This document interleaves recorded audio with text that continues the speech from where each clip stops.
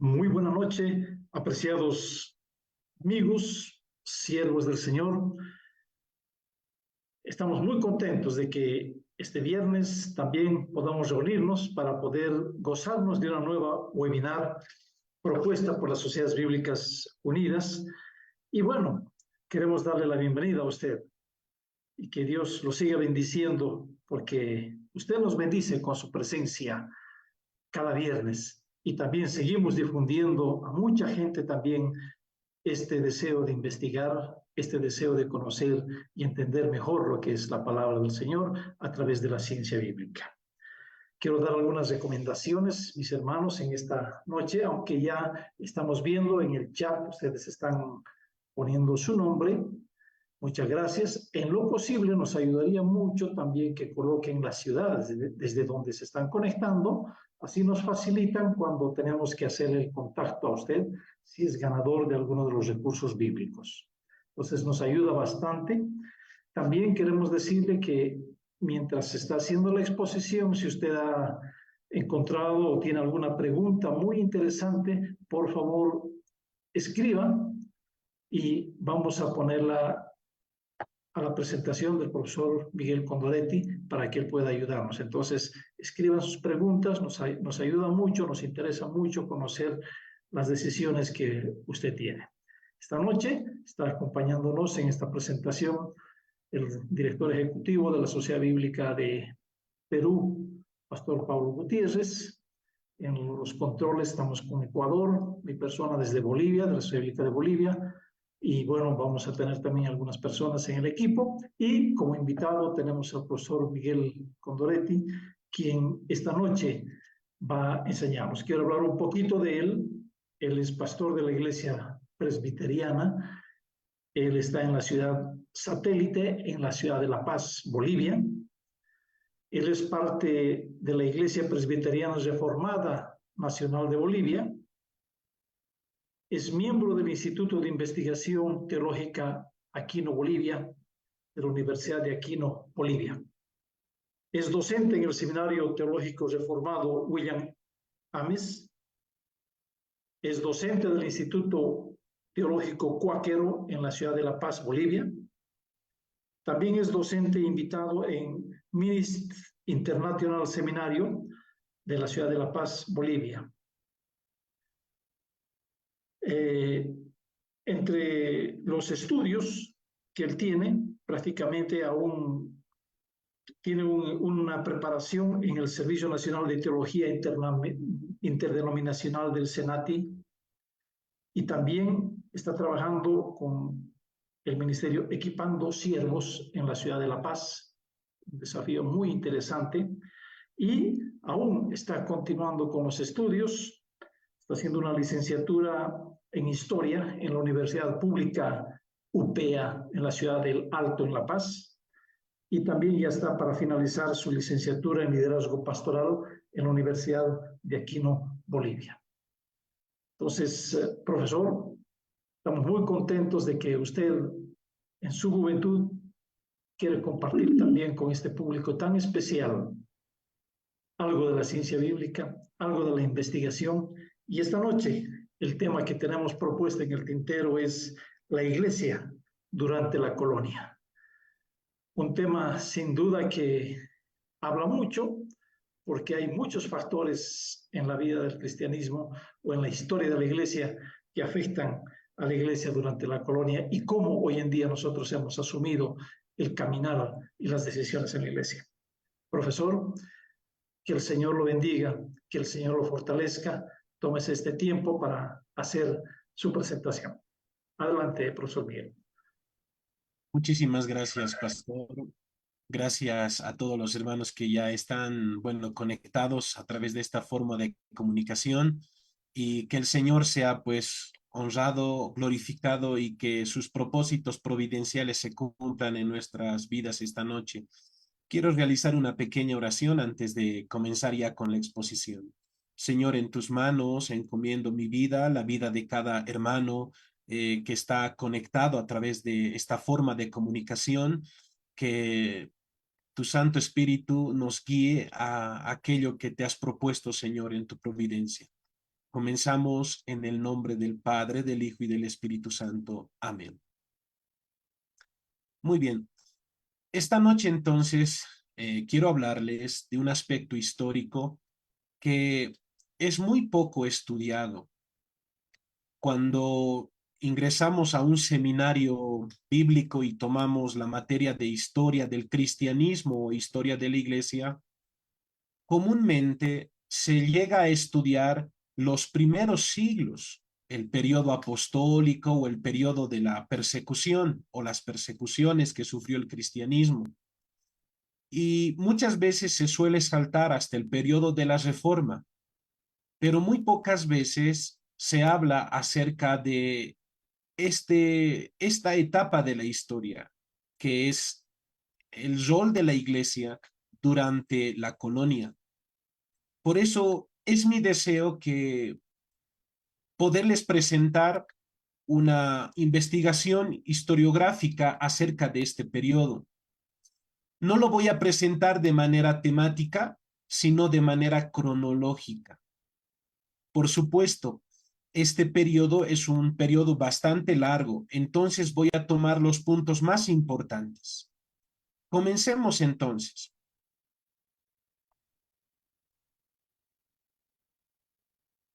Para comprender este periodo, necesitamos entender un punto inicialmente. La iglesia, hasta el año 1054, es una, no hay una división. Hay casi entrando a la Edad Media, hay una separación de iglesias orientales de la iglesia occidental, pero una división así grande se da en el año 1054. A partir de ese momento se habla de la iglesia occidental y de la iglesia oriental. Ahora, siguiendo la línea de la iglesia occidental, Cristóbal Colón llega a esta parte del mundo en 1492. Es decir, que todavía la reforma protestante no ha sucedido. Si Cristóbal Colón llega en 1492 y la reforma se da inicio cuando Martín Lutero clava sus 95 tesis en el 1517, significa que Cristóbal Colón es parte de la iglesia occidental que nosotros ahora la denominamos Iglesia Católica. Todavía no podemos esperar que en el barco de Cristóbal Colón estén viniendo protestantes, porque los protestantes van a aparecer en 1517. Entendiendo ese punto, avanzo. Hablemos un poquito de la llegada de Cristóbal Colón en 1492, punto desde el cual comenzaremos a hablar ya de la colonia. Cristóbal Colón entonces llega en 1492 y aproximadamente entre unos 24 o 25 años después de la llegada de Colón, se producirá la reforma protestante en Europa. Por tanto, nuevamente puedo decir que no esperemos hallar protestantes en los que vinieron a esta parte del mundo juntamente con Cristóbal Colón. Todos ellos vienen de una línea, la línea de la iglesia latina, la iglesia occidental, conocida también como la iglesia católica. ¿Cuáles fueron las motivaciones que Colón tuvo para llegar a esta parte del mundo? Bueno, se pueden decir muchas cosas, pero es interesante lo que registra Tzvetan Todorov, un historiador, en su libro La conquista de América. Haciendo un estudio historiográfico del diario o los diarios escritos por Cristóbal Colón, hay algunos puntos importantes por los que él llega a esta parte del mundo.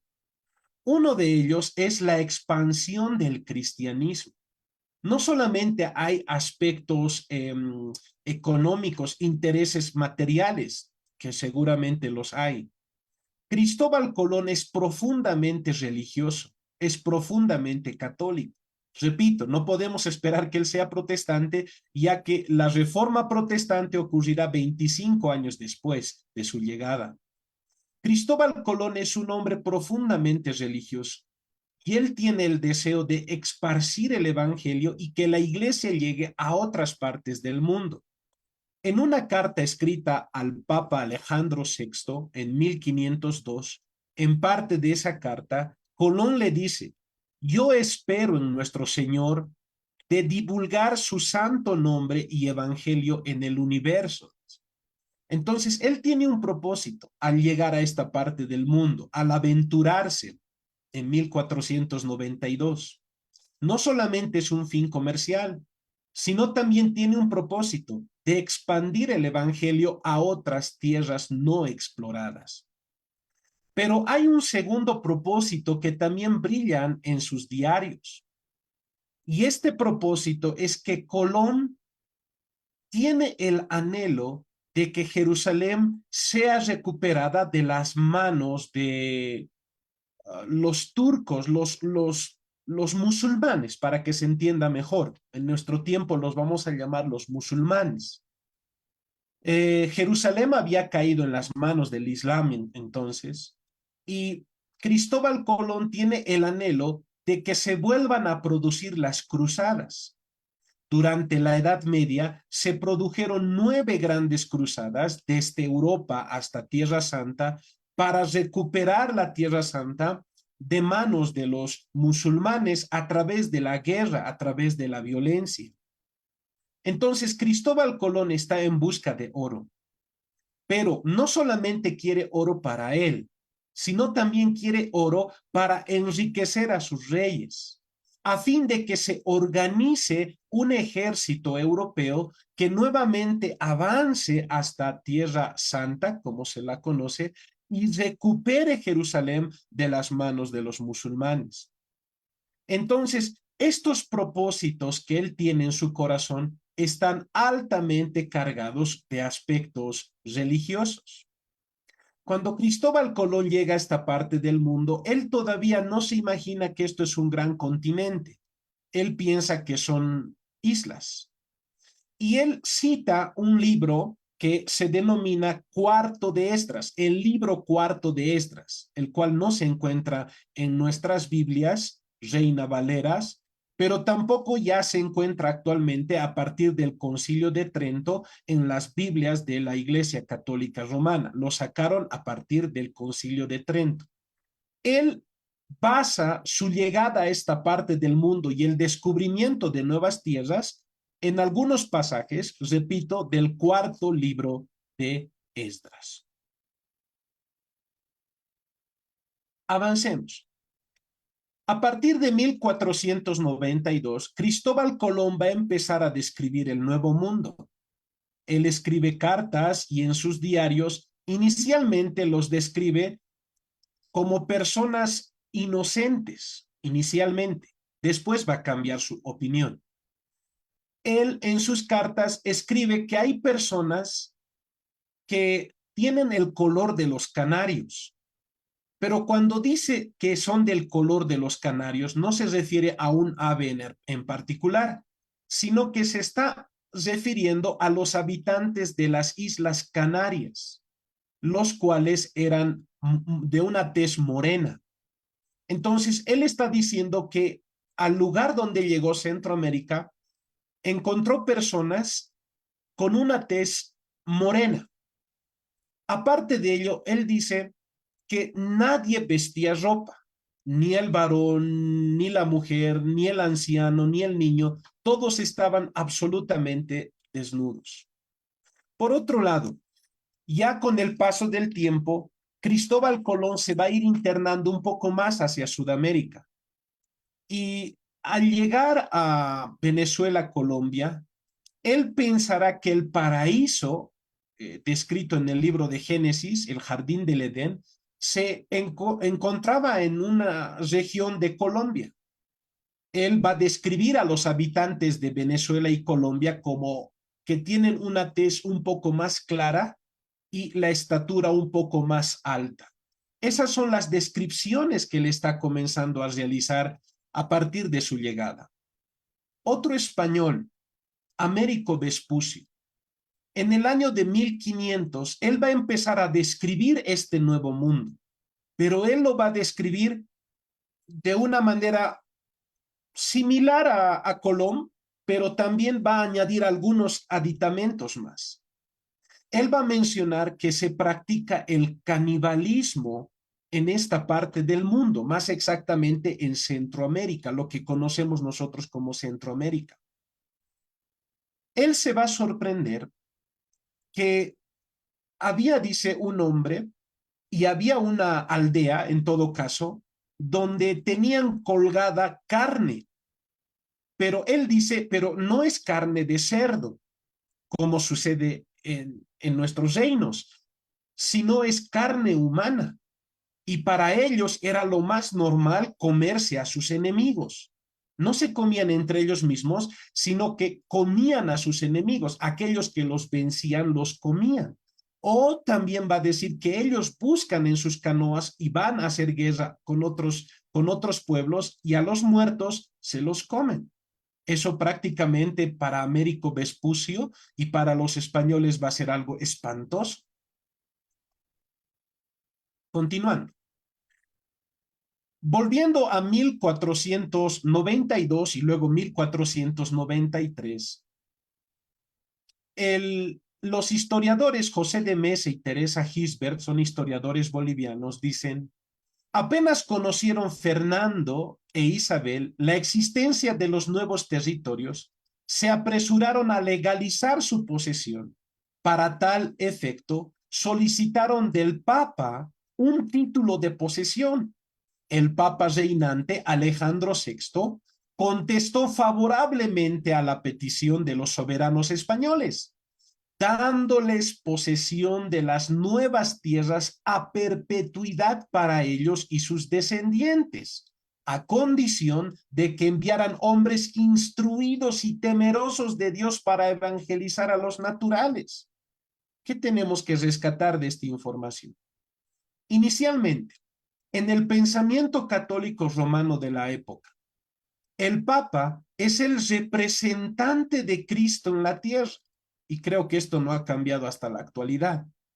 Por tanto, si Cristo es amo y Señor de todo lo que existe en el cielo y en la tierra, y si el Papa es el vicario de Cristo en esta tierra, por tanto, el Papa tiene la misma autoridad de Cristo.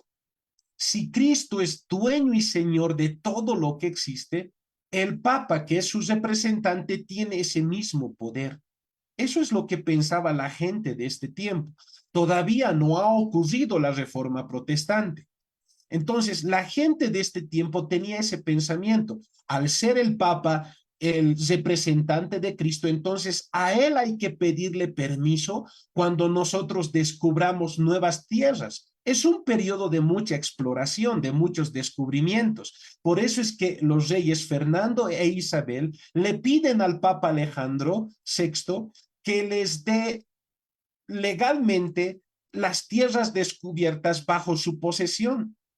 Este Papa, Alejandro VI, va a responder positivamente, les va a decir, está bien, esas tierras les son concedidas a ustedes y a sus descendientes a perpetuidad.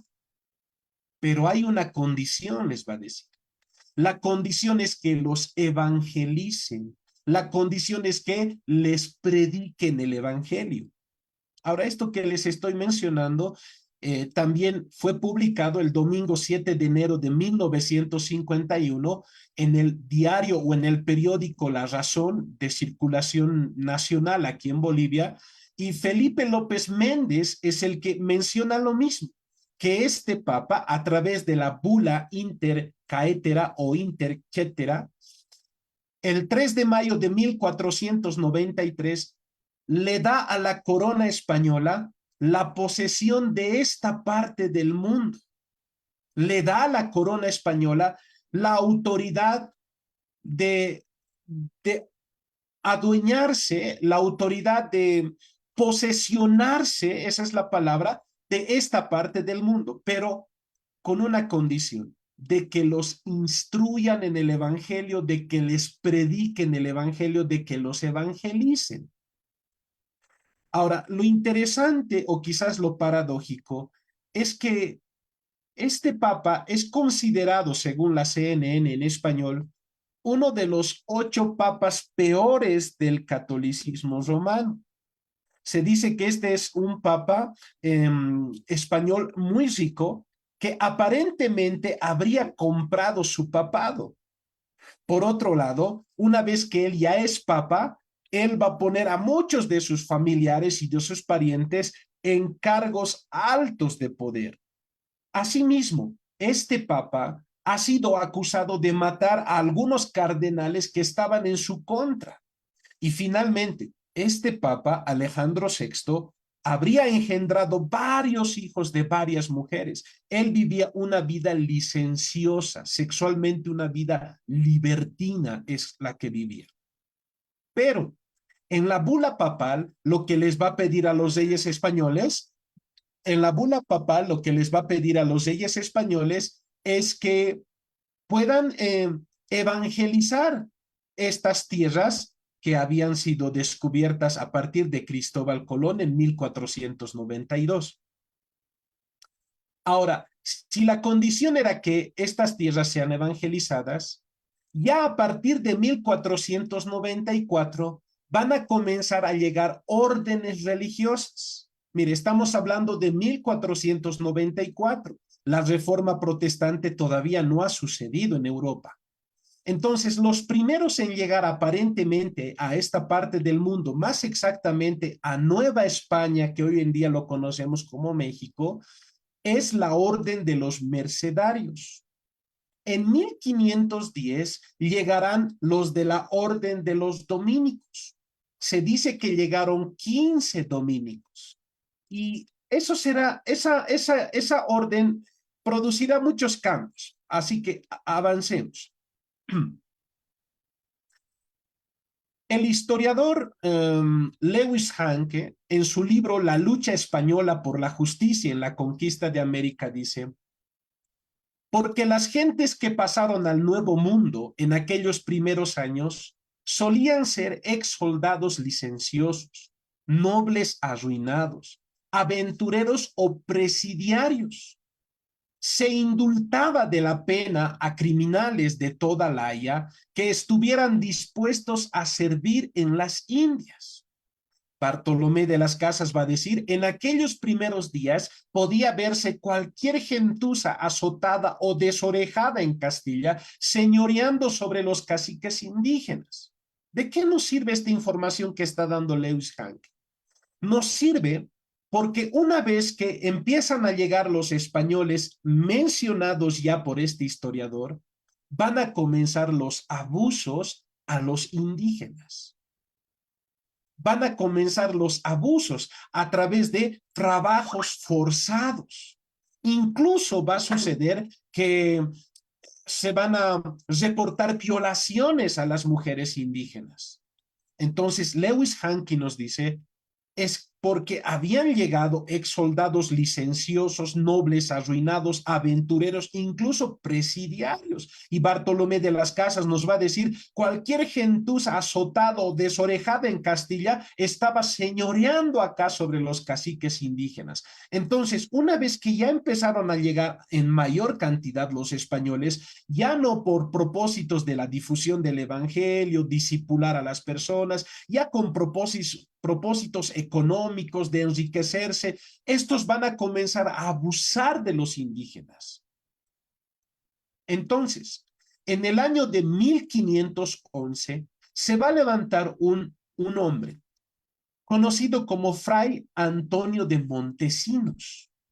Fray Antonio de Montesinos es de la orden de los dominicos. Por eso anteriormente les había mencionado, esta orden va a ser importante en este periodo de tiempo, porque los dominicos, a través de Fray Antonio Montesinos, van a levantar la voz y van a reclamar de los abusos que ellos están viendo que los españoles están cometiendo con los nativos, con los indígenas. Recordemos que en 1510 habían llegado 15 religiosos dominicos. Y durante todo un año ellos vieron los abusos que estaban cometiendo con los indígenas. Entonces, Fray Antonio de Montesinos en el año de 1511 va a elevar la voz. Y entre muchas cosas que va a decir en su sermón que va a mover muchos cimientos, son las siguientes, algunas de sus frases. Estos no son hombres. Es decir, ¿por qué los están tratando como animales? ¿Acaso no son hombres? ¿O los están tratando peor que animales? Estoy parafraseando. Otra de las cosas que les va a decir es, con estos no se debe guardar y cumplir los preceptos de caridad y de justicia. Estos no tenían sus propias tierras y sus señores y señoríos. Estos nos han ofendido en algo, en otras palabras, nos han hecho algo a nosotros para que los tratemos de esta manera. Luego pregunta, la ley de Cristo, ¿no somos obligados a predicársela y a trabajar con toda diligencia de convertirlos?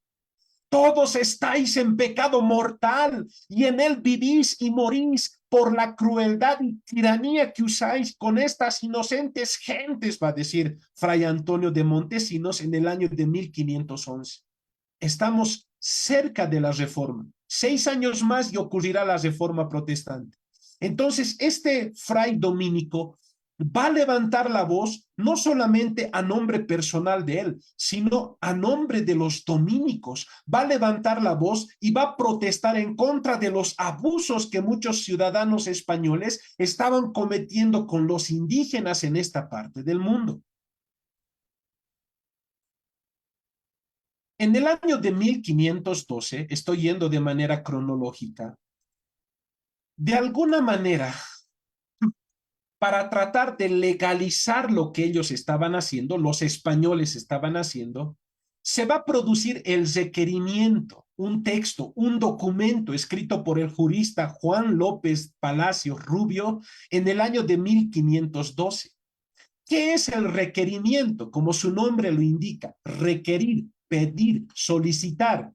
El requerimiento consistía de un documento firmado por los reyes y en ese documento se pedía a las poblaciones donde llegaban los conquistadores que se sometan a la autoridad del rey, pero también se sometan a la autoridad del Papa, se sometan a la autoridad de la Iglesia Católica y reciban las enseñanzas de la Iglesia, reciban la instrucción de la Iglesia de buena manera y se sometan a estas autoridades que ya he mencionado, tanto al rey como al Papa. Este texto debía ser leído a los pueblos a través de un traductor y debía ser leído en voz alta. Ahora, ¿qué sucedía si un pueblo no quería someterse?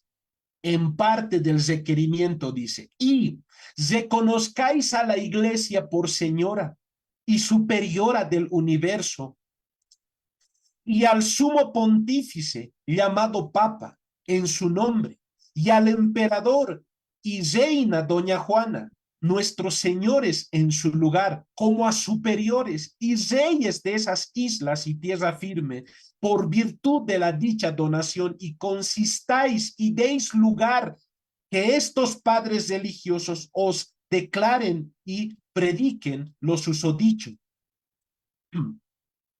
Y si no lo hicieseis, dice el requerimiento, en ello maliciosamente pusieseis dilación, os certifico que con la ayuda de Dios nosotros entraremos poderosamente contra vosotros y os haremos guerra por todas las partes y maneras que pudiéramos.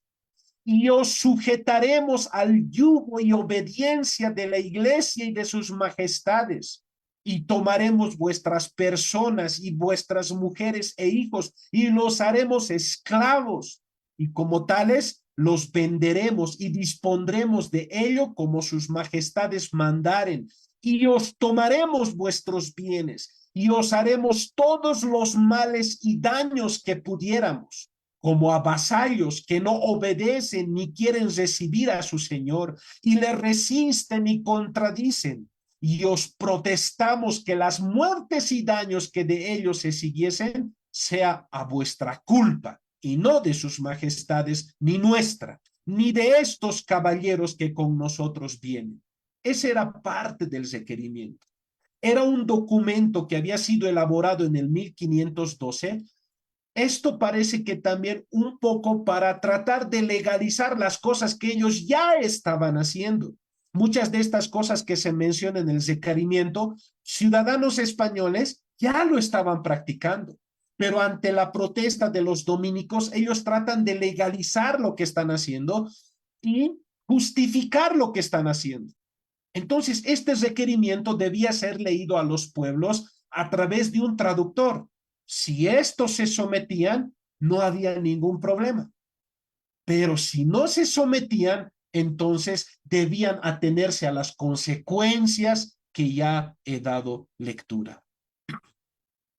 Hay un libro, se llama La querella de la conquista, escrito por Mauricio Bichot.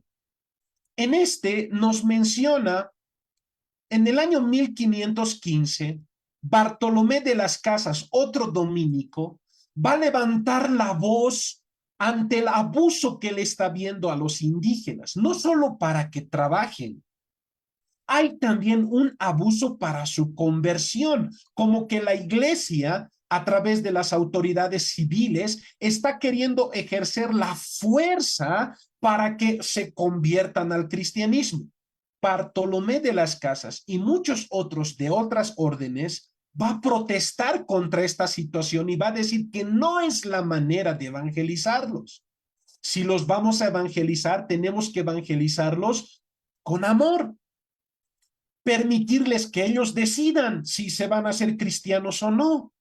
Pero en contra de este pensamiento vamos a tener a otros religiosos católicos. La reforma protestante todavía no ha sucedido, faltan como 2 años para la reforma. Entre esos otros que tienen un pensamiento distinto al de Bartolomé de las Casas está Juan Ginés de Sepúlveda, que es un jesuita. Y él va a contradecir a Bartolomé de las Casas y a otros que piensan como él. Y va a decir Juan de Ginés Sepúlveda, los indígenas, los indios, como los llaman, él va a decir, son flojos. Si no les fuerzas a trabajar, ellos no van a trabajar. Hay que forzarlos a trabajar. Por otro lado, Cristo dijo que hay que forzarlos a entrar al reino de los cielos. Por tanto, si nosotros vamos a usar las armas para convertirlos a la fuerza, está bien. Si de alguna manera vamos a recurrir al maltrato para que ellos reconozcan a la iglesia y reconozcan a la Biblia, a los evangelios, está bien. Miren, son 2 religiosos que están teniendo una contienda en el año de 1515. Unos están en contra del maltrato que están infligiendo los españoles. El otro está a favor. Entonces, si ustedes quieren conocer un poquito más de esta disputa, este libro es bueno, La querella de la conquista de Mauricio Bichot. Avanzamos. Como anteriormente había mencionado, el Papa Alejandro VI les dice a los reyes españoles, está bien, les vamos a conceder todas esas tierras descubiertas por ustedes, pero ojo, tienen que evangelizarlos, tienen que convertirlos al cristianismo. Y ya fueron llegando, ya hemos mencionado algunas 2 órdenes que llegaron. En 1524 llegarán los franciscanos, en 1533 los agustinos. Estas 2 órdenes inicialmente llegarán a Nueva España, que hoy por hoy lo conocemos como México. Pero también llegarán en 1549 una gran contingencia de jesuitas rumbo al Brasil. Pero ahí estos jesuitas van a ser matados por los nativos de ese lugar, por lo cual a esos jesuitas se los va a considerar como mártires por la Iglesia Católica. Avanzamos. Para la evangelización, ¿qué es lo que hacían los sacerdotes, los católicos? ¿Qué es lo que hacían? Bueno, primero, no sabían leer y escribir, obviamente, no tenían la misma escritura o no sabían leer las escrituras europeas, por supuesto. Entonces, hay un fray llamado Jacobo de Testera y va a elaborar él un catecismo y se conoce este catecismo como el catecismo testeriano. Si ustedes ven en la pantalla, hay muchos dibujitos. Es así que Fray Jacobo de Testera y otros enseñaban a los indígenas el evangelio a través de dibujitos. Mientras a través de dibujos se les enseñaba el evangelio, la Biblia, historias de la Biblia en esta parte del mundo durante la colonia, otros sacerdotes se están encargando de conocer los idiomas nativos, quechua, aymara, el náhuatl y otros más. Se están encargando de conocer. ¿Para qué? Para poder realizar un diccionario, una gramática y posteriormente traducir la Biblia al idioma de estos pueblos. Esa era la labor que está desarrollando la iglesia durante este periodo de tiempo. Avanzamos.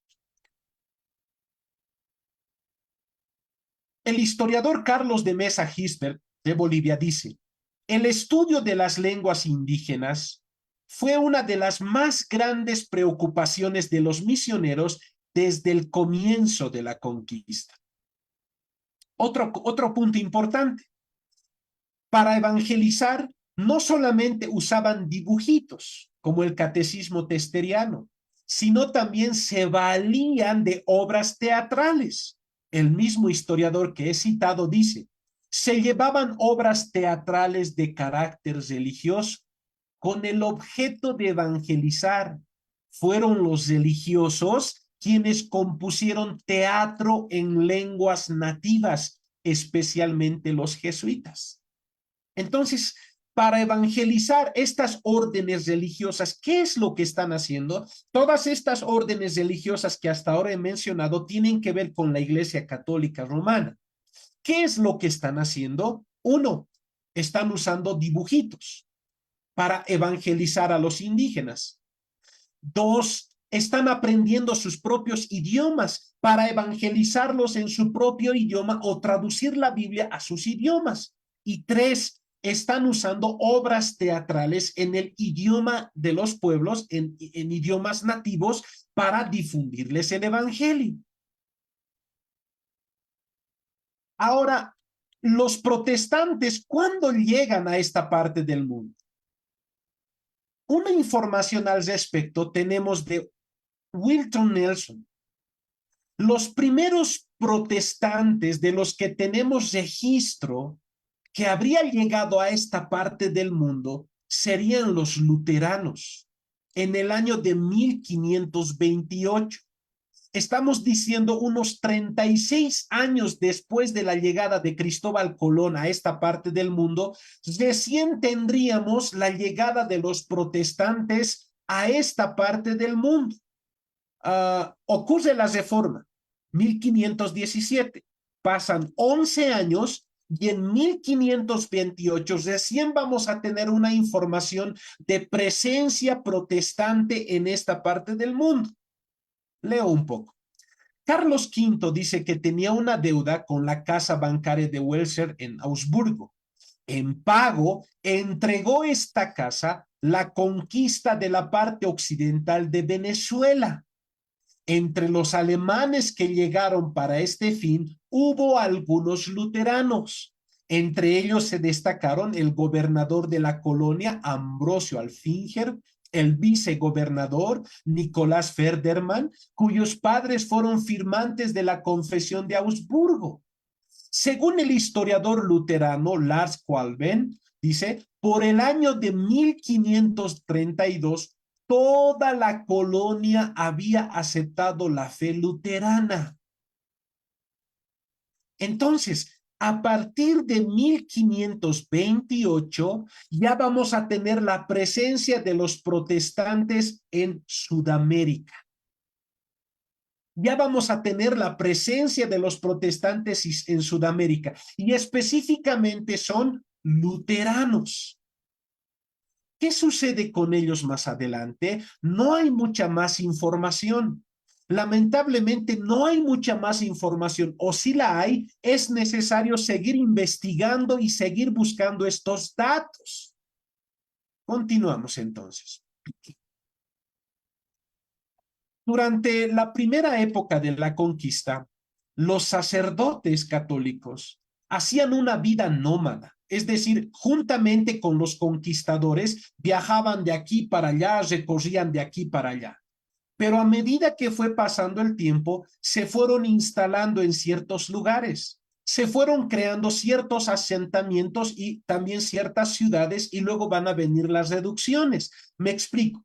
Algunos asentamientos humanos se van a dar, como en el caso de Potosí, el Cerro Rico de Potosí, aquí en Bolivia, por la plata que hay ahí en el Cerro Rico, porque el lugar es bastante hostil como para vivir tranquilamente. Es bastante frío el lugar, bastante seco y árido, pero por el tema de la plata, Potosí se va a volver en una gran ciudad. Mucha gente de Europa, especialmente españoles, van a llegar en esa parte del mundo. ¿Y qué va a pasar con esa ciudad? Van a empezar a poner sacerdotes, van a empezar a instalar iglesias. Pero por otro lado, se van a realizar las reducciones. ¿Qué son las reducciones?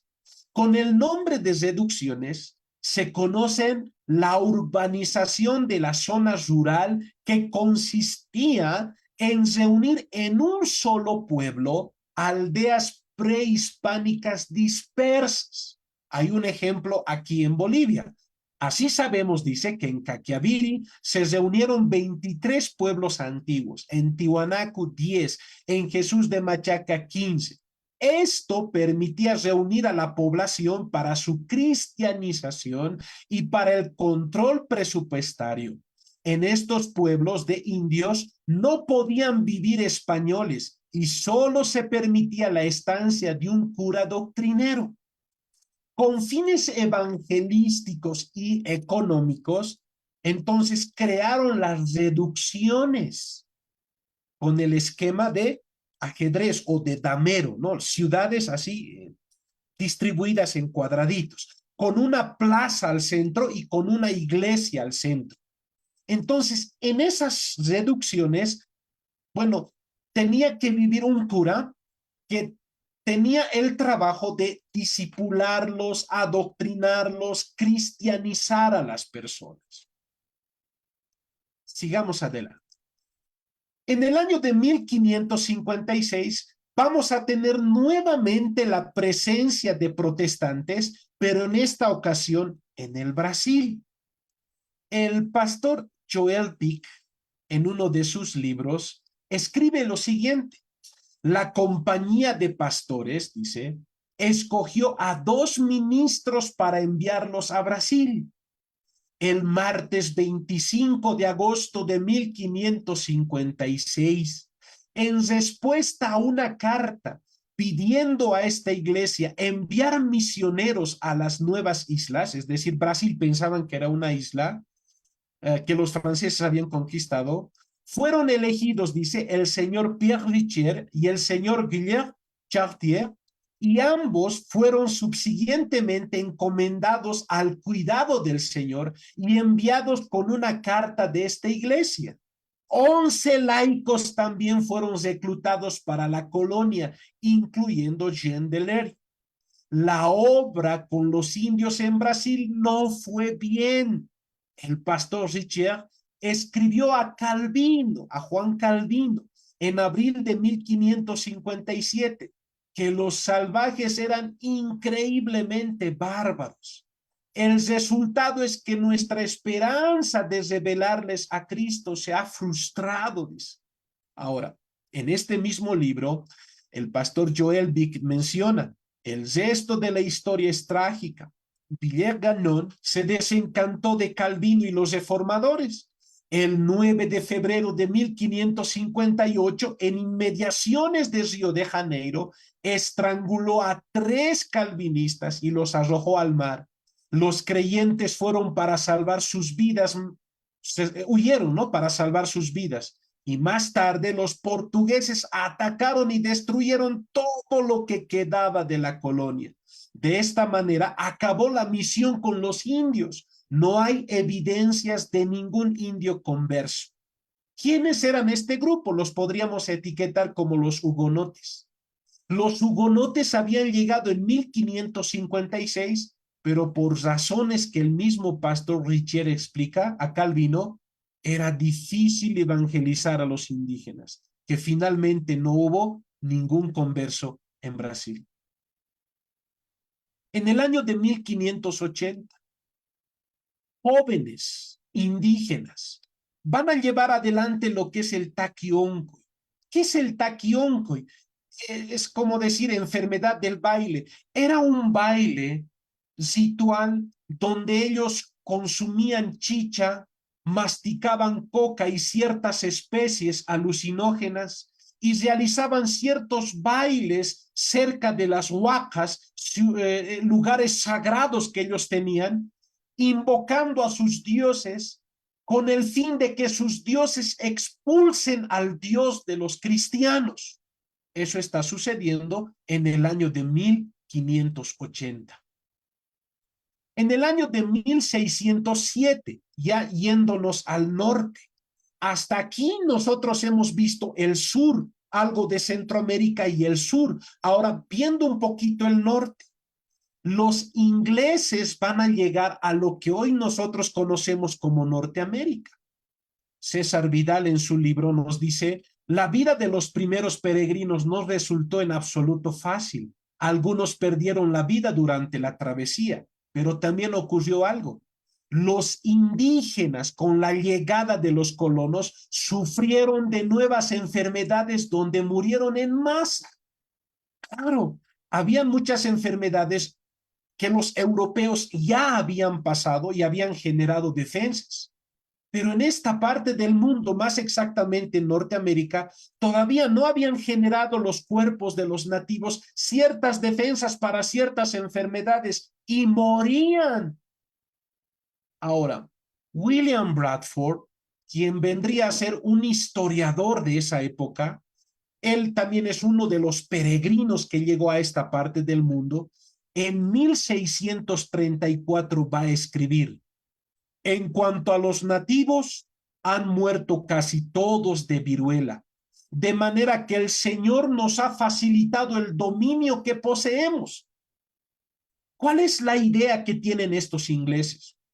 Ellos están huyendo de persecuciones y de problemas religiosos que hay en Europa a causa de la reforma protestante, las reformas, ¿no?, que ha ocurrido en Europa. Hay una guerra religiosa en Europa. Ellos van a huir a esta parte del mundo y van a mirar a Norteamérica como la tierra prometida, la tierra que Dios les va a entregar en sus manos. Entonces, este inglés va a decir: bueno, el Señor nos está ayudando porque los indios están enfermándose y están muriendo. No necesitamos ejercer ninguna fuerza. Bueno, eso será al principio. Más adelante comenzarán también a ejercer fuerza estos. César Vidal en su libro dice: el primer ensayo de guerra química, al entregar a los indios mantas contaminadas con viruela para que murieran con rapidez. ¿Qué está diciendo César Vidal? La primera guerra química se llevó durante el periodo colonial, está diciendo. Hubieron ingleses que usaron prendas de vestir de personas que habían pasado por viruela y se los regalaban a los nativos. Los nativos no tenían ningún conocimiento de esto. Al comenzar a usarlos, se enfermaban y morían. ¿Qué es lo que están queriendo hacer estos ingleses que llegaron a Norteamérica?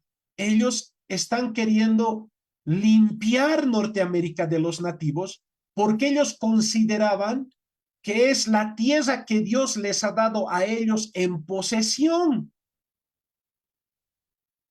Ahora, otro grupo de peregrinos consideraban que los nativos, los indígenas en Norteamérica, podrían haber sido las 10 tribus perdidas de Israel. Bueno, eran distintos pensamientos que tenían. Volviendo al sur, en el año de 1610 se va a instalar la Santa Inquisición. Primeramente, en 1570 el Tribunal de la Inquisición se instalará en Perú, pero en 1610 se creará el tercer tribunal en Cartagena de Indias. Ahora, esta Santa Inquisición, ¿para qué es? Mire, tiene causas. La primera causa es el comportamiento que muchos sacerdotes, muchos clérigos estaban teniendo para con los indígenas, especialmente con las mujeres. Muchos de estos sacerdotes católicos estaban abusando a las mujeres indígenas. Entonces la Inquisición se instaló justamente para castigar a estos, pero también se instaló la Santa Inquisición, el Tribunal de la Inquisición a partir de 1610 para castigar a los herejes, a los judaizantes y a los moriscos. ¿Quiénes son los moriscos? Los musulmanes. ¿Quiénes son los judaizantes? Los judíos. ¿Quiénes son los herejes? Los protestantes. Como los protestantes ya están llegando a Norteamérica, vamos a tener presencia protestante, ya hemos mencionado en Venezuela, presencia protestante en Brasil, entonces se instala lo que es el tercer tribunal de Cartagena de Indias en el 1610 con ese fin, no de castigar a los indígenas, no se castigaba a los indígenas por ser indígenas o creer en lo que creían ellos. Se castigaba a los mismos sacerdotes católicos por los abusos que estaban cometiendo, pero también se podía castigar a los musulmanes o islámicos, a los que se les llamaba moriscos, a los judíos, quienes rechazaban la doctrina de la Trinidad, y a los que ellos llaman herejes, es decir, los protestantes. Cambio de cuadrito. El historiador boliviano Mariano Baptista Gumucio dirá, la llamada Sagrada Inquisición era un tribunal eclesiástico que escuchaba denuncias contra quienes no profesaban la religión católica, fueran estos herejes, judíos o protestantes, a los que se llamaba luteranos por Lutero, fundador de esa corriente cristiana. No diferenciaban, los llamaban herejes o los llamaban luteranos. No había todavía una diferencia como ahora nosotros conocemos, luterano, bautista, cuáquero, presbiteriano, no. A todos los protestantes, herejes o luteranos se los denominaba. Y justamente para castigarles a estos, se habían instalado la Santa Inquisición. En 1619 tenemos algo de información de la vida cotidiana durante la colonia, pero siempre es relacionado con el aspecto religioso. Las mujeres no debían entrar en las iglesias con sombreros ni tapadas. Ningún sacerdote se le daba licencia para confesar mujeres si no tenía más de 40 años de edad o 40 años cumplidos en adelante. Los varones y las mujeres estaban obligados a asistir a la iglesia, pero los hombres ingresaban a la iglesia por una puerta y las mujeres por otra. Los varones se sentaban a la derecha y las mujeres a la izquierda. Los solteros se sentaban adelante y los casados atrás. Todo esto tiene que ver con el ornamento de la Iglesia Católica, hermanos, y todo esto tiene que ver con esta parte del mundo, Sudamérica, Centroamérica y Nueva España, que hoy se conoce como México. Por otro lado, la iglesia también se encargaba de la educación. Inicialmente las mujeres se encargaban de la educación primaria de sus hijos, pero ya para una educación un poquito superior, quienes se encargaban de esta educación eran los sacerdotes católicos. Nuevamente vamos a tener presencia protestante en 1624. En 1624 van a llegar los holandeses protestantes. Estos van a llegar a una región de Brasil conocida ahora como Pernambuco, la van a colonizar y allí van a establecer una iglesia reformada. Entonces diríamos ya vamos a tener presencia reformada. En Venezuela hemos tenido, en Venezuela hemos tenido luteranos. En Brasil una misión que ha fallado era hugonote, calvinista. Ahora en 1624 vamos a tener la presencia de reformados holandeses. Esta colonia va a durar 30 años. Sin embargo, después de los 30 años, los portugueses van a reconquistar estas tierras y la presencia de los protestantes va a desaparecer en Pernambuco. Después de 30 años de tener presencia reformada en el Brasil, este grupo va a desaparecer. Avancemos. En 1631, de vuelta ahora al norte, vamos a tener a John Eliot. Es un puritano y él es el primer puritano en dedicarse a la evangelización de los indígenas de Norteamérica. Por eso se lo conoce como el apóstol de los indios. En 1663, él va a publicar una Biblia en un lenguaje nativo de Norteamérica.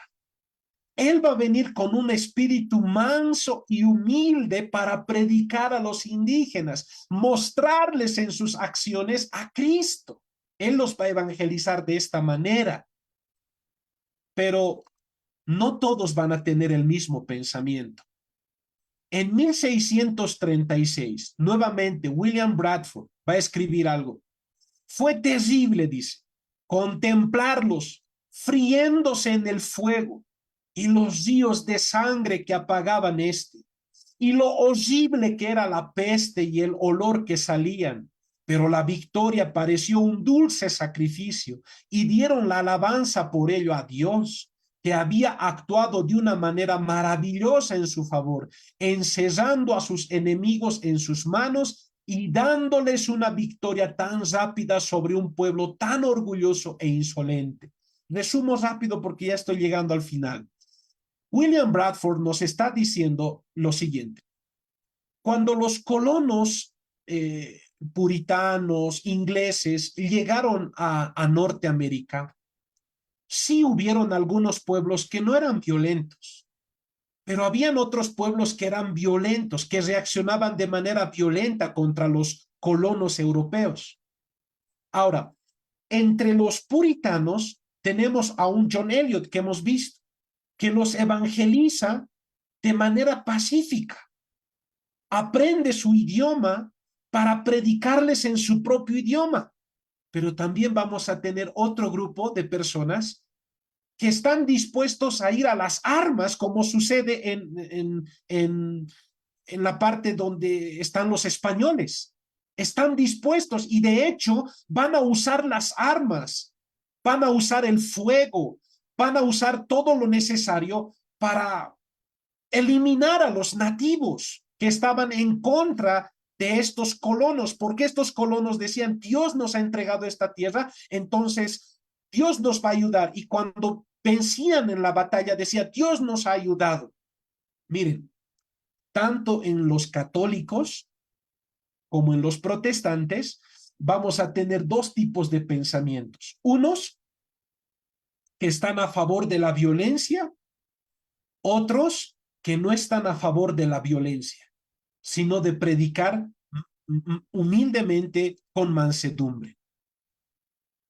Avanzo.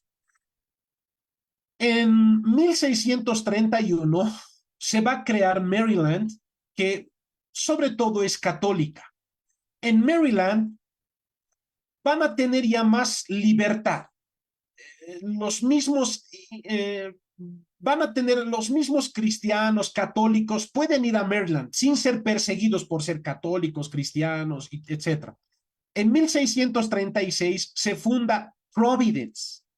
Es más protestante y más inclinado a los bautistas, porque justamente hay un pastor bautista ahí que está en contra de todo lo que hasta ese momento, este pastor bautista se llama Roger Williams.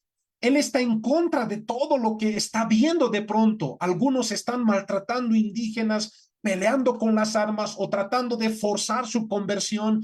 este pastor bautista va a estar en contra de ese tipo de prácticas. Entonces, con un grupo de personas que piensan como él, se funda Providence en 1636, donde nadie tiene que ser perseguido por cuestiones religiosas. Él va a decir, tiene que haber una separación entre la iglesia y el Estado. Luego, en 1682, se funda Pensilvania. Hay un hombre que es muy rico y es cuáquero, se llama William Penn, de ahí viene Pensilvania. Él va a comprar a los indígenas sus territorios. Él no va a venir y se va a posesionar o a la fuerza, no, él les va a comprar sus territorios. Y Pensilvania va a ser interesante y su población va a crecer bastante. ¿Por qué? Porque ahí ellos van a abogar por la pacificación. Puede ser que seas católico, protestante, bautista, presbiteriano, luterano, incluso puedes ser un indígena y tener tus prácticas de indígena y nadie te va a decir nada. Nadie te puede forzar a hacer algo que tú no quieres. Pensilvania va a ser así. En 1698 vamos a tener la presencia de presbiterianos. ¿En dónde? En Panamá. En 1698, unas 1,200 personas provenientes de Escocia van a intentar establecer una colonia en Panamá, pero esa colonia solo va a durar 2 años. ¿Cuál sería el motivo por el cual la colonia no duró más tiempo? Bueno, puede ser también el aspecto climático. Entiendo que Panamá es un lugar caluroso y Escocia, si ustedes han visto algo de Escocia, es un lugar un poco más cerca al norte y por ende un poco más frío. Es un lugar montañoso también. Es probable que por cuestiones del clima, pero 1,200 personas, probablemente estos eran presbiterianos protestantes y quizás eran los Covenanters que vinieron a esta parte del mundo, trataron de instalarse en Panamá, pero por alguna razón volvieron a desaparecer. Finalmente, y ya para concluir, en 1743 vamos a tener a un joven, David Brainerd. Él es presbiteriano. David Brainerd va a morir a los 29 años, muy joven, con tuberculosis. Pero este es un joven que no está a favor de llevar el evangelio a los indígenas por la fuerza o en base a la fuerza. Él no está a favor de despojarles de sus tierras, pero él quiere evangelizarlos. Y él se pasa horas y horas y horas orando. Dios le permite conocer o tener traductores y por medio de traductores evangeliza a los indígenas. Él dice en una de sus diarios, hoy me han escuchado de buena gana, pero no hubo ningún converso. Por tanto, tengo que seguir orando y ayunando. Él sigue orando y sigue ayunando. Y en una ocasión, esas oraciones y ayunos serán respondidos. Dice, muchos de los oyentes entre la multitud de 3,000 a 4,000 personas quedaron conmovidos al punto que se escuchó un gran llanto. Casi todos los presentes oraban y clamaban pidiendo misericordia y muchos no podían permanecer en pie, dice David Brainerd. Y esto ocurrió en el año de 1743. Quise concluir con esto porque creo que en el pensamiento de todos nosotros está de que si vamos a llevar el evangelio a algún lugar, debería ser de esta manera, no por medio de la violencia, de las armas, del maltrato, sino a través de la oración, los ayunos, la predicación, el reflejar a Cristo en nuestras acciones y el confiar en Dios para la conversión y la salvación de estos pueblos, bueno, que estuvieron en el pasado durante la colonia. Esta es la bibliografía que he usado, ahí lo pueden ver en pantalla y les agradezco muchísimo por el espacio que me han brindado y la atención que han prestado para compartirles un poco de la iglesia durante la colonia. Muchas gracias.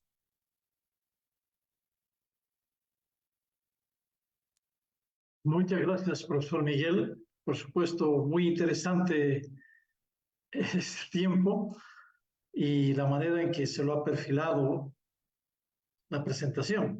Hay 4 preguntas. De las 4 preguntas, quisiera comenzar con una que es muy interesante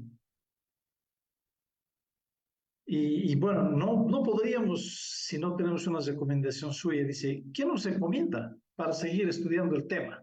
Y si respondemos esto, creo que vamos a tener el camino para poder ver las otras preguntas, profesor. Bueno, gracias, pastor. A ver, es un tema muy amplio. He tratado de correr, obviado muchas cosas y es un tema muy amplio que todavía requiere estudio. Por tanto, mi consejo sería a los investigadores, aquellos que están interesados en investigar más este tema. Primero, acudir a los archivos. En cada país, en cada ciudad, hay instituciones donde se guardan archivos incluso durante la colonia, del tiempo de la colonia. Entonces, investigar en estos archivos requiere tiempo sin lugar a dudas, requiere paciencia sin lugar a dudas. Lo primero sería acudir a estos archivos. Otro, acudir a hemerotecas.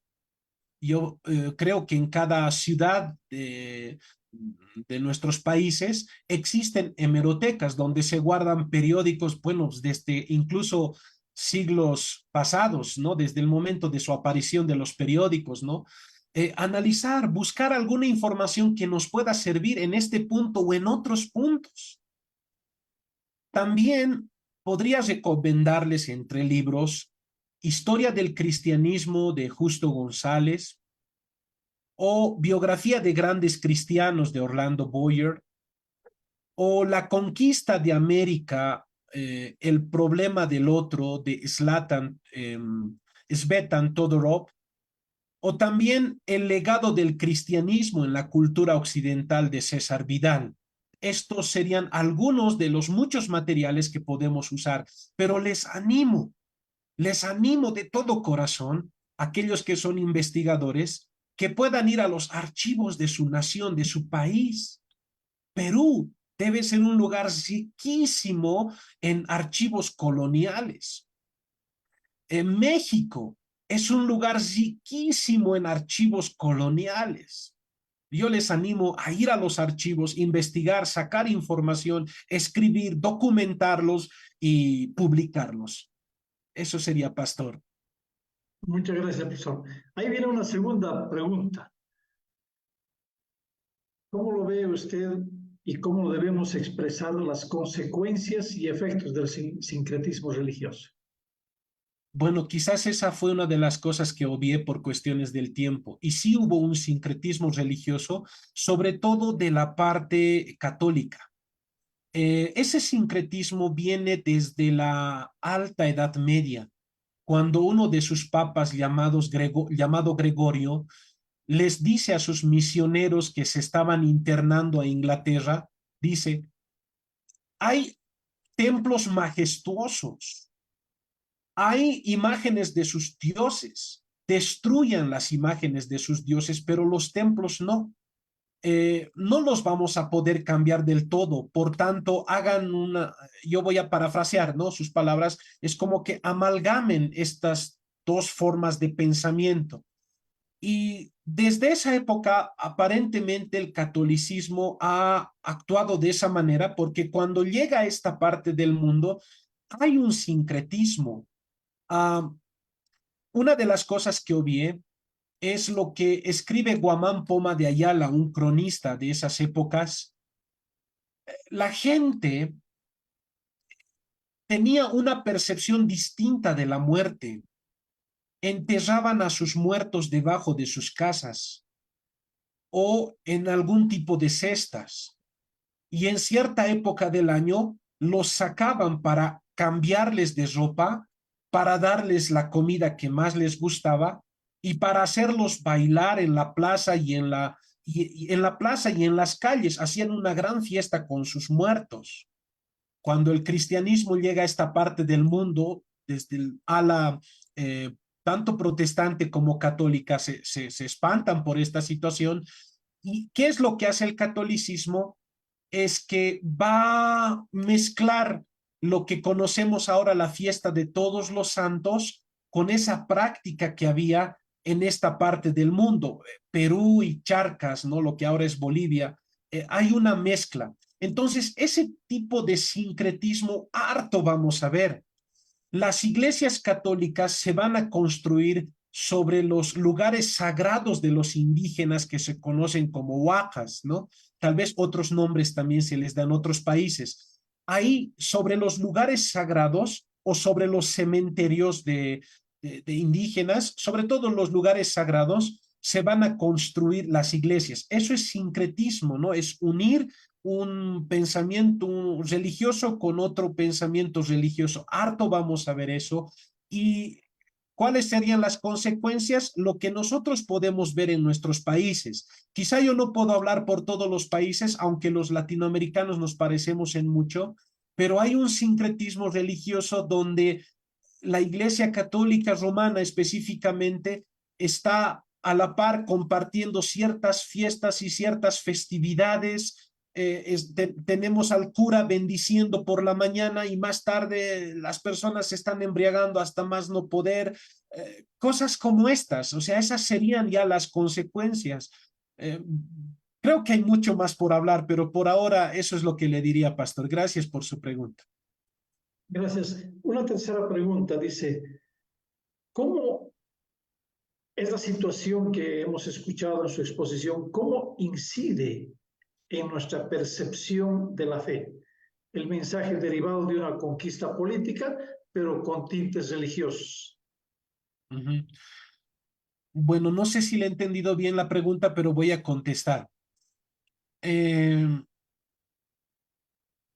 por esta razón, muchas veces cuando evangelizamos, y más cuando tenemos gobiernos de izquierda, sacan a la luz este tipo de asuntos y adoctrinan a los jóvenes a través de su literatura, a través de sus discursos, indicando que la iglesia ha sido mala, nos ha matado, ha cometido abusos, por tanto debemos de descolonizarnos y sacarnos el cristianismo o rechazamos el cristianismo porque ellos a nuestros abuelos a la fuerza los quisieron convertir y nos vamos a encontrar con personas así en Bolivia, Perú, Ecuador y quizás en otros lugares más.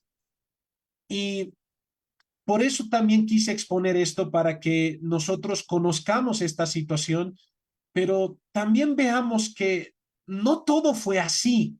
También hubieron personas dentro tanto del catolicismo como dentro de los protestantes que no estaban a favor de los abusos, no estaban a favor de esta situación, ¿no? Que les había mencionado, les había mostrado a través de aspectos históricos, sino más bien estaban a favor de que se predique un evangelio, podríamos decir, pacífico y por otro lado con poder, que se me entienda bien eso, ¿no?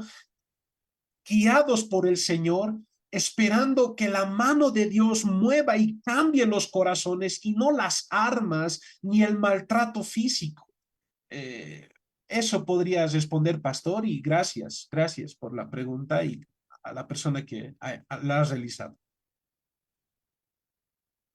Perfecto, profesor. Muchas gracias por este tiempo. En verdad, no estamos acostumbrados a veces como creyentes que se nos hable de esta manera y que reflexionemos, pero nos ha ayudado esta noche, esta tarde para muchos aprender de estos detalles. Agradecemos, no es sencillo ser un investigador, es una labor muy tremenda, pero muchas felicidades, profesor Miguel Tomoretti, por este esfuerzo, este deseo que usted tiene de seguir investigando y fortalecer, porque nuestras generaciones que vienen tienen que conocer esta verdad y si no está escrito o no está refrescado, vamos a perder semejantes ventajas que podíamos tener.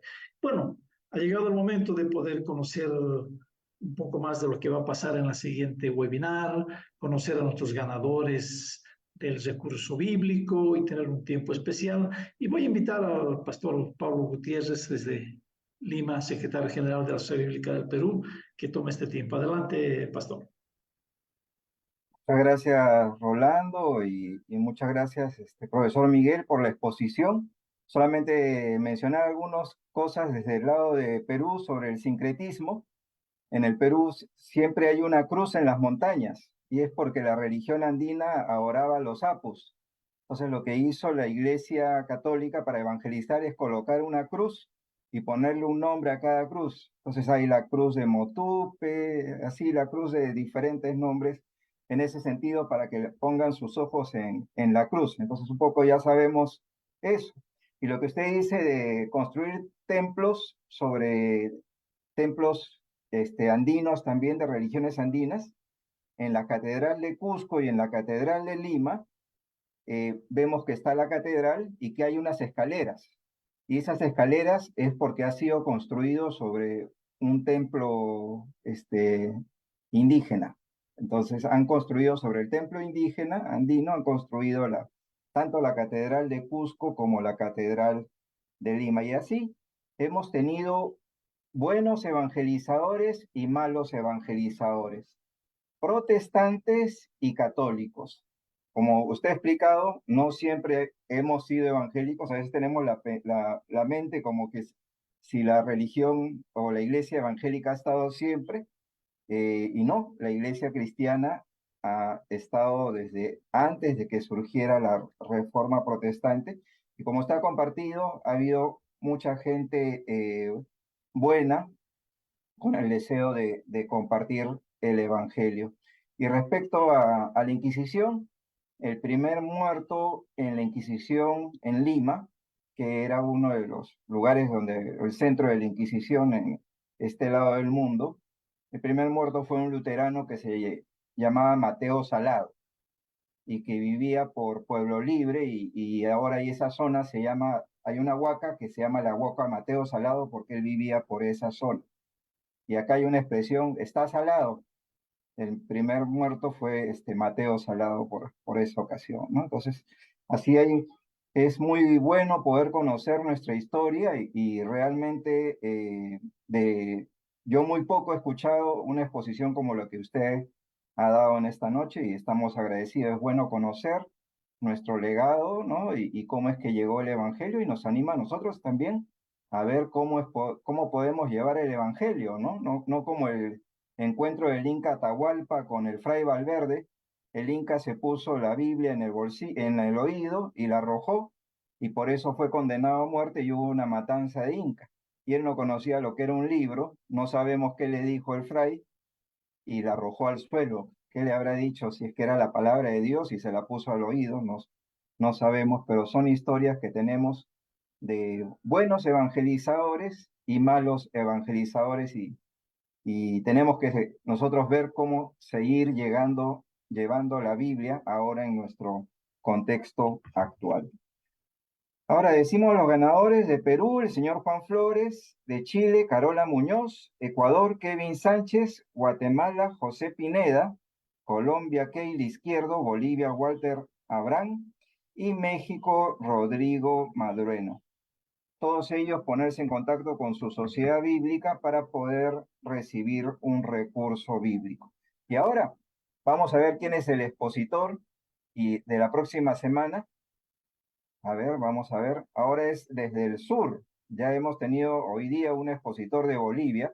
Ahora nos toca un expositor que va a ser del lado de Chile. Es el doctor Javier Ortega, que nos va a hablar sobre la preservación y transmisión de la memoria de Jesús. Es interesante, también es un tema que muy poco se toca y va a ser dictado por el doctor Javier Ortega de Chile. Así que el próximo viernes 10 de noviembre, y ya los animamos a que estén atentos, ahí van a estar compartiendo también en el chat el link para que se puedan inscribir o los que ya lo reciben de parte de su sociedad bíblica local. Vamos a terminar este tiempo con una oración. Amantísimo Padre Celestial, te agradecemos, Señor, por tu palabra. Señor, te agradecemos por los siervos que tú has utilizado a lo largo de la historia para que llegue tu evangelio. Y, Señor, te pedimos para que eso nos anime, nos aliente, para que nosotros también podamos cumplir tu misión de llevar tu palabra a todo el mundo. Gracias, Señor, por el expositor de esta noche y que salgamos desafiados a amarte, servirte y seguirte. Oramos en el nombre de Cristo Jesús. Amén. Muy bien, hermanos, pueden abrir su micrófono para saludarnos. Muchas gracias, profesor, por su exposición. Muy agradecido por la exposición. Nos ha ayudado muchísimo. Muchas gracias. Gracias, excelente exposición. Gracias, bendiciones. Gracias por la exposición. Que el Señor bendiga. De Dios a todos.